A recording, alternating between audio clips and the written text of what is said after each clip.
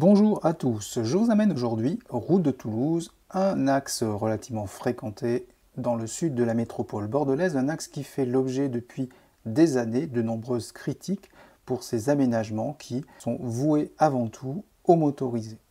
Les cyclistes qui veulent utiliser cette pénétrante dans Bordeaux pour se déplacer d'une manière efficace et rapide sont contraints la plupart du temps à se jouer des coudes avec les véhicules qui circulent sur cet axe et des aménagements qui sont prévus avant tout pour les véhicules motorisés.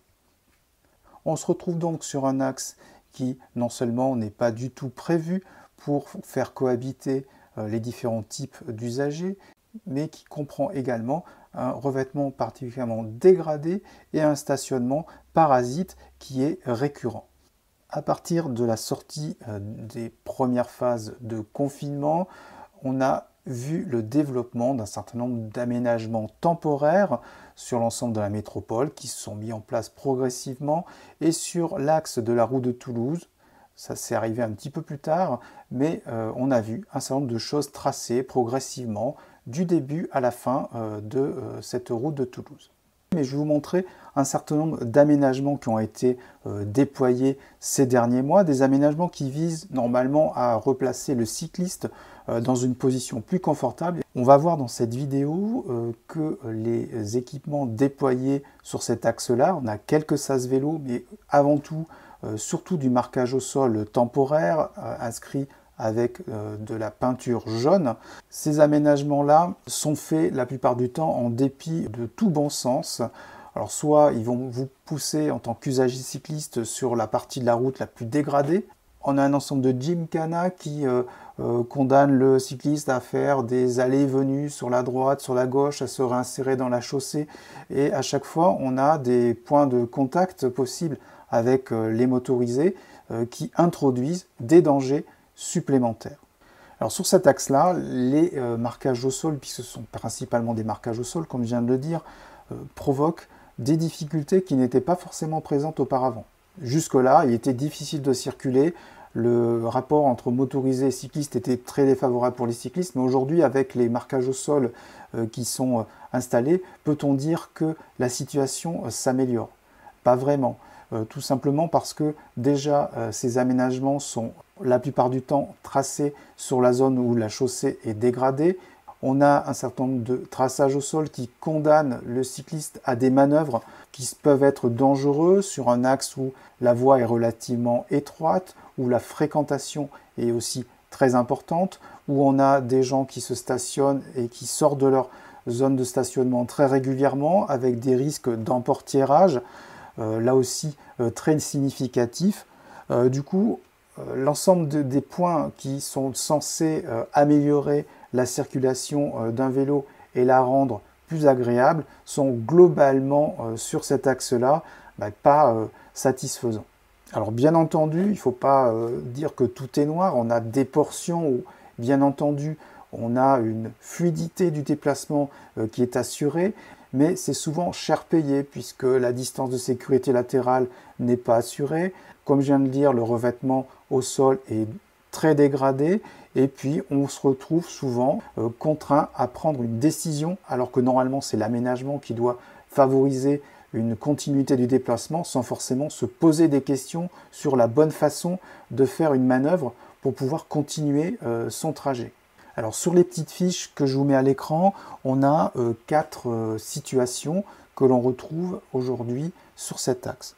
On a une première configuration où les pistes de circulation pour les vélos sont aménagées entre des zones de stationnement.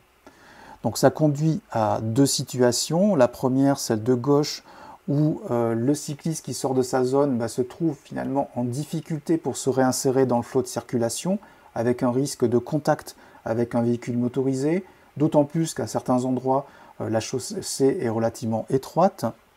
On a également la possibilité, dans ce cas-là, d'un risque avec un véhicule qui sortirait de sa zone de stationnement et qui ne serait pas clairement identifié lorsque le cycliste arrive à sa hauteur.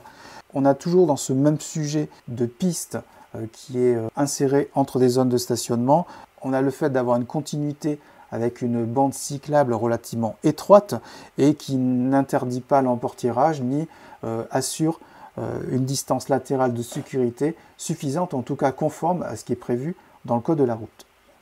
Les deux autres situations, alors la première, elle est un peu la variante du Gymkhana que je présentais juste avant, avec une bande cyclable qui est tellement étroite que là, on se retrouve contraint au même problème que s'il n'y avait pas de bande cyclable, à savoir l'emportiérage et puis la distance latérale de sécurité.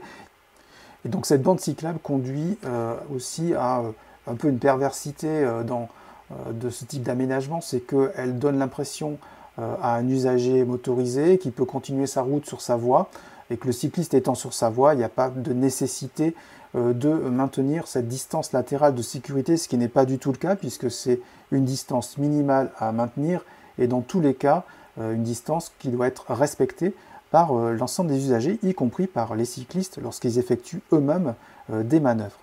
Enfin, on a le dernier marquage qui est le marquage magique que l'on retrouve un peu partout, qui signale la trajectoire des cyclistes. C'est un marquage au sol que personne ne comprend. C'est un marquage au sol qui, en plus, compte tenu des couleurs utilisées, n'est pas toujours visible, notamment lorsqu'on a un fort ensoleillement. C'est quelque chose qui ne résout rien du tout, qui laisse les usagers dans une situation telle qu'elle était auparavant. Donc si on fait peser tout ça sur la balance, sur ma partie gauche, les points positifs, c'est la démarche justement pour entamer une transition sur ce secteur-là pour le déplacement, le fait d'avoir des sas vélo. En revanche, les points négatifs ont tendance à faire pencher du côté droit la balance vers les points négatifs avec ces bandes qui sont pas utilisables, ces conflits supplémentaires qui sont introduits du fait de l'aménagement qui est proposé, et puis d'une manière générale, la dégradation de la chaussée qui ajoute à toutes ces nouvelles contraintes un problème supplémentaire. Donc on a dans l'ensemble une situation sur la route de Toulouse, en tout cas telle qu'elle est aujourd'hui proposée, qui est non seulement pas forcément améliorée, mais globalement, lorsque j'ai effectué ce déplacement et je l'effectue régulièrement, je ne me sens pas du tout en sécurité sur cette zone-là, et probablement aussi parce que je m'impose le fait d'utiliser les marquages au sol qui ont été déployés. Peut-être que justement, en ne les utilisant pas, la situation reste aussi stable que ce que l'on avait auparavant, qu'on n'a pas franchement d'amélioration, bien au contraire. Voilà, si vous avez un avis sur ça, si vous pratiquez la zone, n'hésitez pas à réagir. En tout cas, moi je vous remercie d'avoir regardé cette vidéo jusqu'au bout et n'hésitez pas à vous abonner pour suivre les prochaines et puis être au courant des nouvelles actualités sur la chaîne.